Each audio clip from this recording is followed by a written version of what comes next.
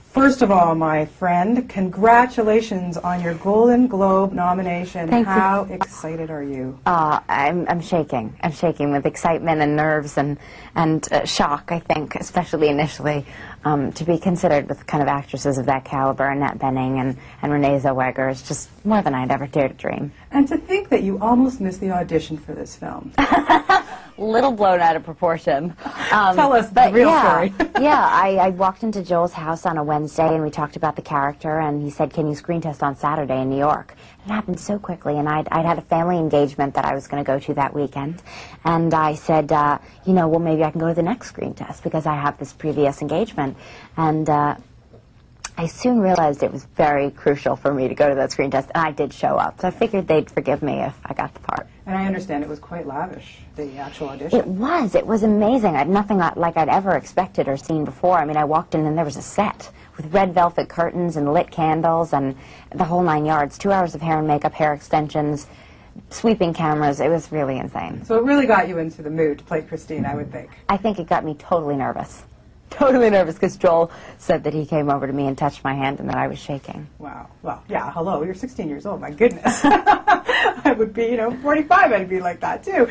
Okay, so you find out this is great, you've passed this audition with Joel, and now you got to go to the big man himself, Andrew Lloyd Webber. Mm-hmm. Now we know you have, and your voice is like an angel. I mean, there's no question, you're phenomenal. But what was it like going to London and standing in front of Sir Andrew Lloyd Webber? You know, it was funny because during my screen test, Andrew was in London, so they sent the tape over to him. And the weekend after the week after the for initial screen test, I heard that Andrew said I had not been eliminated. And I was like, oh, it's a miracle! I mean, I so didn't think I would get this part that just to not have been eliminated was just more than I could have ever expected. And yeah, so he agreed to hear me sing, and I walked into his apartment, actually in New York. He flew over to hear me sing. And I walked in, and he was sitting on the couch, and all he said was, shall we? And I kind of thought, oh, okay, so I guess that's like the cue to sing in the Lloyd Webber household. So yeah, I nodded to the accompanist, and I opened my mouth, and I sang through the two biggest numbers in the show, and then he went, oh, that was good. I'm Andrew Lloyd Webber. Nice to meet you. Okay, so it was very trippy. Very cool, and I'm sure, I wanted to say that when I saw you singing Think of Me, that first opening song, and you start off not in costume, and then the way it sweeps into the, how amazing was it to be on that stage and perform that song in costume and everything? It's so funny. That was, the Think of Me sequence was the first thing that I shot. And it was the very, very beginning of production. And I remember being so focused and so concentrated and so happy, and felt like such a privilege to be on that set that I didn't realize how long I actually stood up. I mean, Joel told me that I stood there for 10 hours and didn't sit down. And I can't even imagine that, because to me it felt like 2. So it was such a thrill. How do you prepare yourself to, you got to act, you got to sing. Obviously this is a dream come true role for you, but also to get into the mindset of Christine, because it's a pretty depressing role as well, a little bit. Yeah, I mean, I think it's a very kind of emotionally difficult role to tackle, especially because she goes through so much and struggles so much between two men, and is really kind of tortured emotionally at times, and very lonely and abandoned and vulnerable and manipulated because of it, but is also going through all these kind of dark, sensual attractions and feelings, and that can be very confusing for a girl kind of, growing up at the cusp of womanhood without a mentor. So yeah, I just kind of, basically what I do was, I first tried to understand everything that she goes through.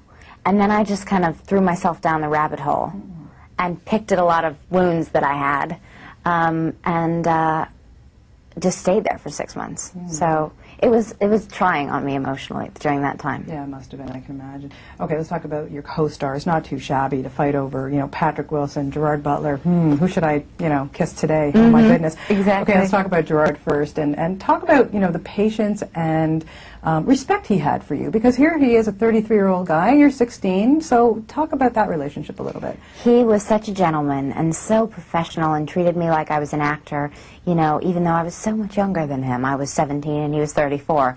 So yeah, it was fantastic, and we spent a lot of time together off set, talking about the characters and the relationships, and also, we both share kind of a love of music. So we went to Royal Albert Hall, and he would take me to concerts, and And we did share that, and it was really, we talked about personal things, sadnesses that we've had in our lives, and just kind of made ourselves very familiar with each other, and that helped because we were able to improvise and throw things around and have a lot of fun and play around with it, and Joel really encouraged that.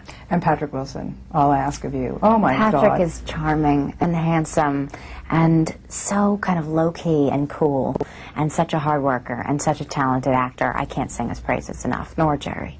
And your voice is blended so beautifully. How many times did you have to take that song over and over, the All I Ask of You song? Well, you know, first we recorded it initially, and then you know, in order to play it back on the set, and then there were in-the-moment spontaneous acting choices to go softer or whisper or sing it out more that couldn't have been anticipated. So then we went in later and actually sang to the picture so that we could reflect everything that was in our face and our voice. So it was a complex, lengthy process. I can imagine. Okay, so why is Joel Schumacher the perfect man to have directed this film? He has an amazing sense of pacing. And I think that that's something that's crucial. This is, I mean, it's big, it's epic, it's heroic, but it's sexy and scary, and it's got a lot of energy. And I think he could really bring that to it. And I think he really understands actors and knows that every actor works in a totally different way. And once we'd all kind of talked about our characters, he really gave us the freedom to go out and create them almost, you know, on our own. And that was amazing. And he's just so